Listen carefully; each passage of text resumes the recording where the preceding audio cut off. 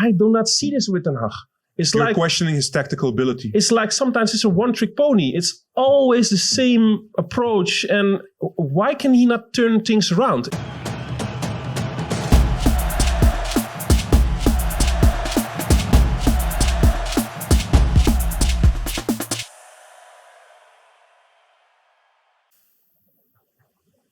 If you haven't subscribed yet, I don't know what you're doing.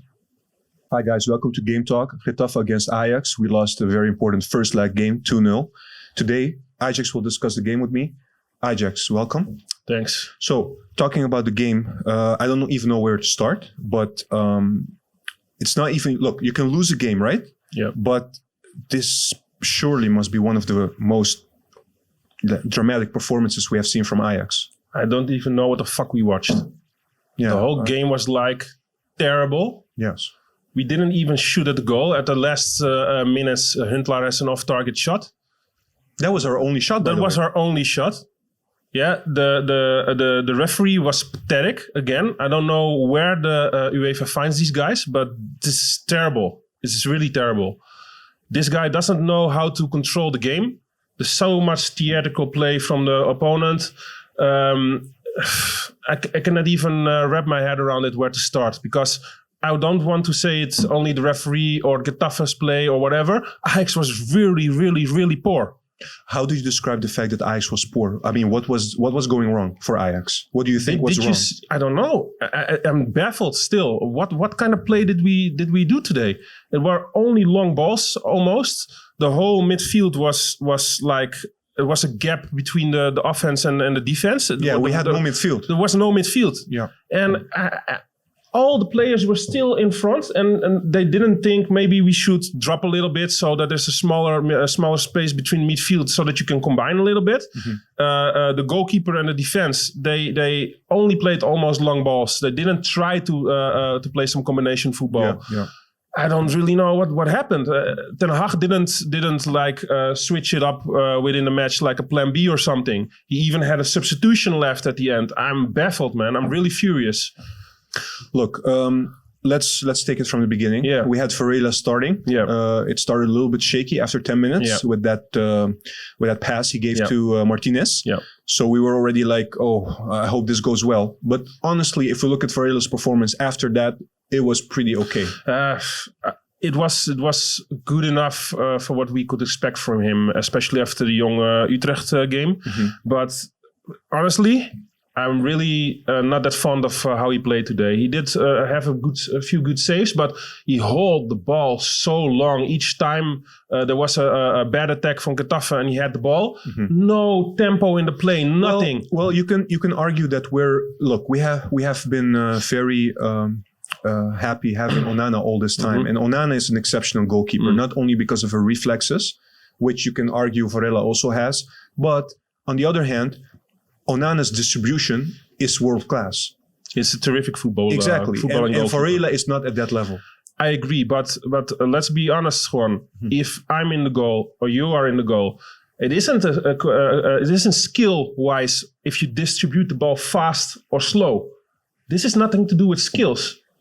What happens when you have a tight opponent that's always pressuring high and playing compact football? What do you have to do when there's a wrong attack? What do you have to do? You have to distribute the ball as fast as possible so that a few players get left behind, so that you can counter. What does he do? He just holds the ball, sometimes 5 seconds pass, and then they... Well, that's a good argument you're telling me about this holding the ball, right? Yeah. Because usually in these kind of matches it's very important, and actually Ten Hag also stressed this before the game, that part of his plan was to play around the defensive and pressing unit of Getafe.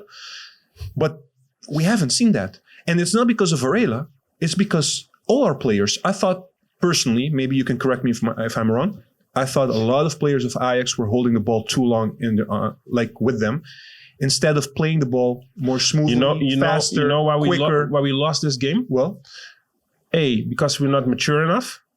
B, because the midfield was pathetic today. Okay. All except Martinez. Martinez had to do like the defensive part.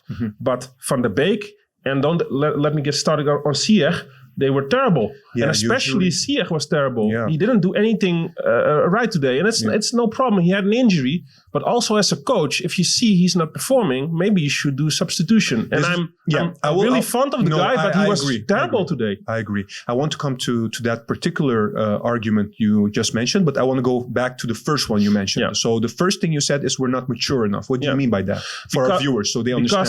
Because you saw it also against Valencia. We get caught up in this theatrical play of the opponent.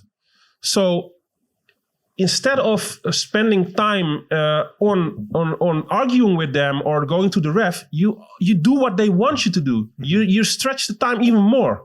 True. So if you just focus on the play and just continue the play and let it be, it saves so much time. But now they are like, it's like a little fires getting started everywhere in the field by Getafe. Oh, let's put some oil on it. Yeah. Yeah. Well, look, the thing is, don't forget, I'm not defending the team, of course, because I agree with you. But on the other hand, we have some players that are young. They haven't experienced this kind of team before, except for Valencia, of course. But Getafe was much worse than what we saw from Valencia. But from the experienced players, I would not expect that. Babel, Ziyech, these kind of players are the ones that are supposed to tell the young guys, from let's go on. Don't let them get under your skin, basically. So I agree with you on that one. But even if you take that away, the maturity, talk me about the second point, the midfield.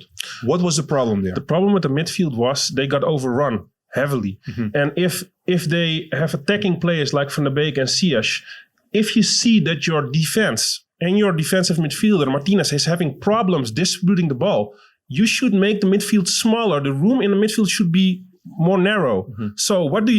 You come back to your own half and collect the ball so that you can distribute it to the people that are in front of you. Mm-hmm. But what did we do now? They just got overrun and we tried long balls.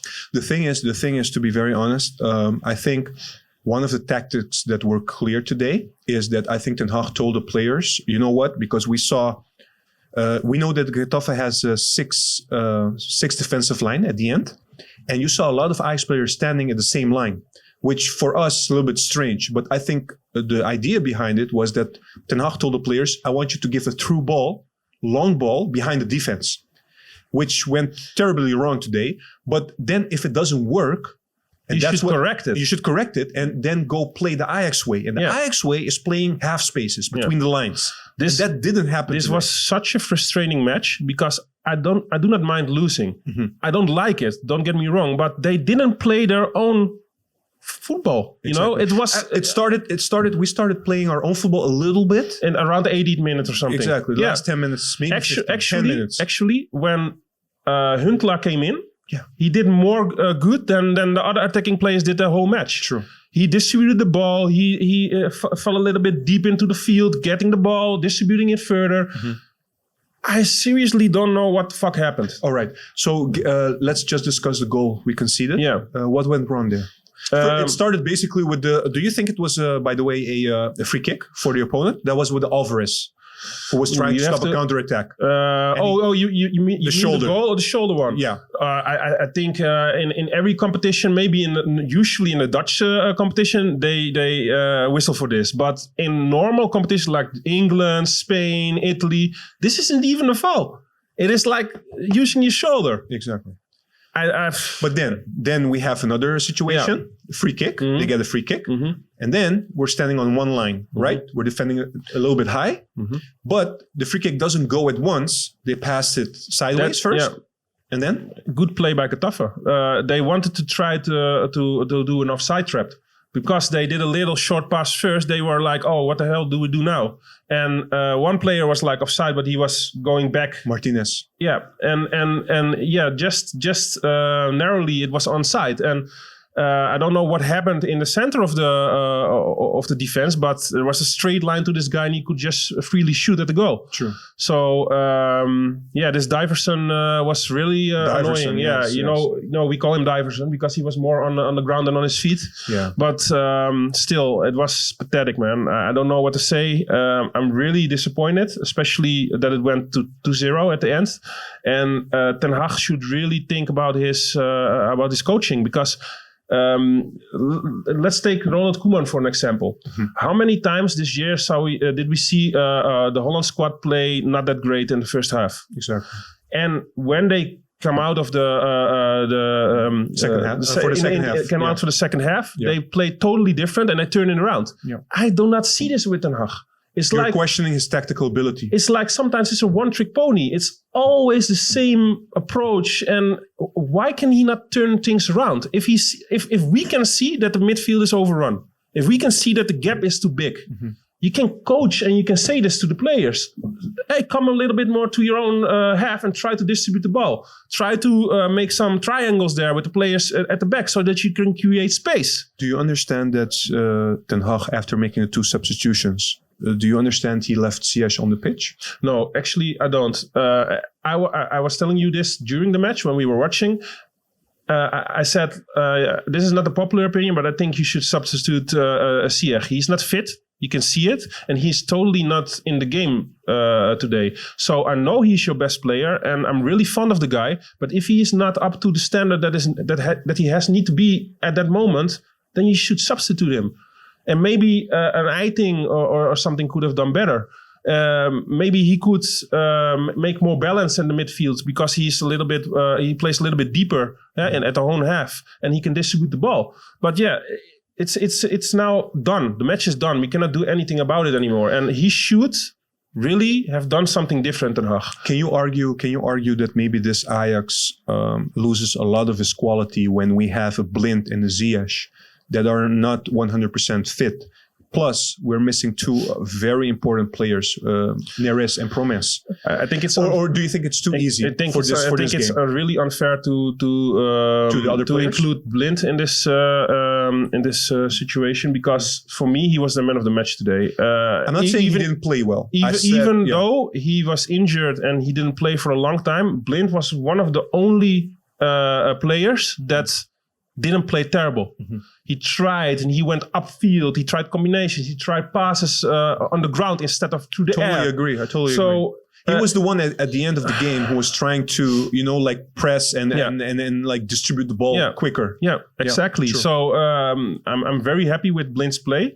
And I think he was one of the few players that actually met up to the standard that was necessary today. And every other player, except maybe Martinez, and I gave Huntelaar a 6 also because I think he had a positive contribution when he came off the bench.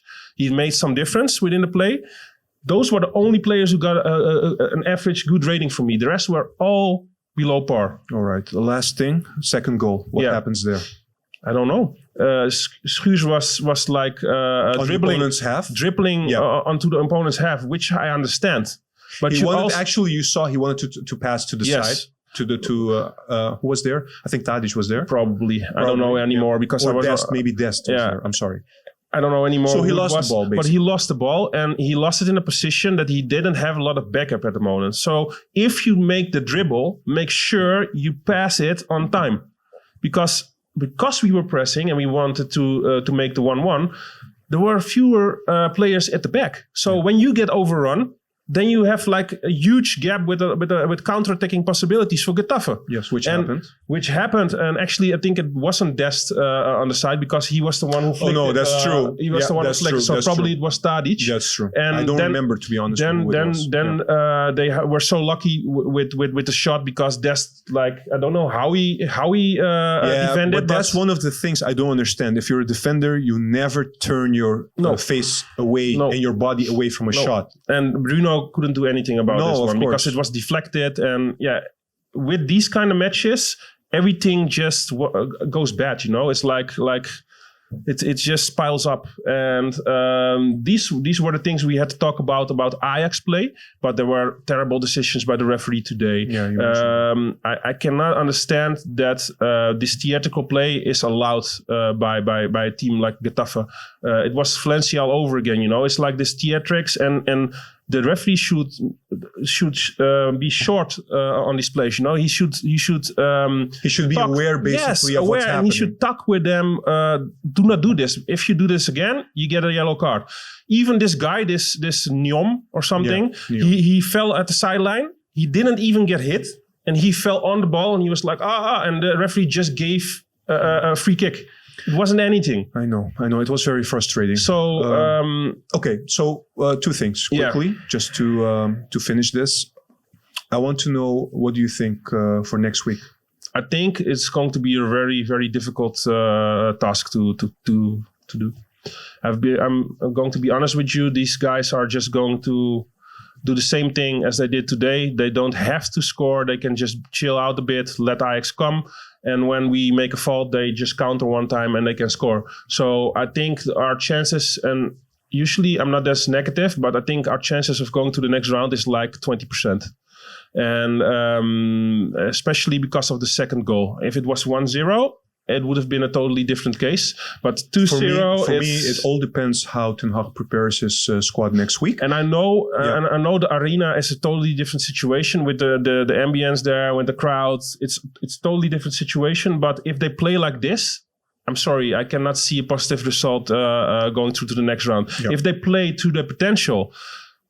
Anything can happen, but they should totally have a different game plan than today, because this is not going to work. No, absolutely. It didn't work today, so it will not work next week. And hopefully Ten Hag makes a plan B also. So go with the coaching staff, prepare for this match. It's the most important match for the coming weeks, because all the other matches aren't that significant anymore. Mm-hmm. Prepare for this. Prepare with a plan A and prepare with a plan B. And don't do it in the 70th minute. If you see it doesn't work, switch it around earlier. Yeah. And don't end the game with a substitution left. What the hell is that? I don't know. I cannot. I don't know either. That's weird, I'm right? baffled just as you are. That's weird, right? It is weird. Yes. Okay, but that's about it from my side, man. You can see, I think, and I think the viewers can see it also. I'm pretty pissed. Yeah. I'm also not happy. So. Yeah, right. It takes a little bit of time to swallow this. Thank you so much. Yeah. Guys, thank you for watching. We're going to round this up because, as you can see, Ajax and me are not happy. Let's hope for the best next week. See you around. See you next time. Bye.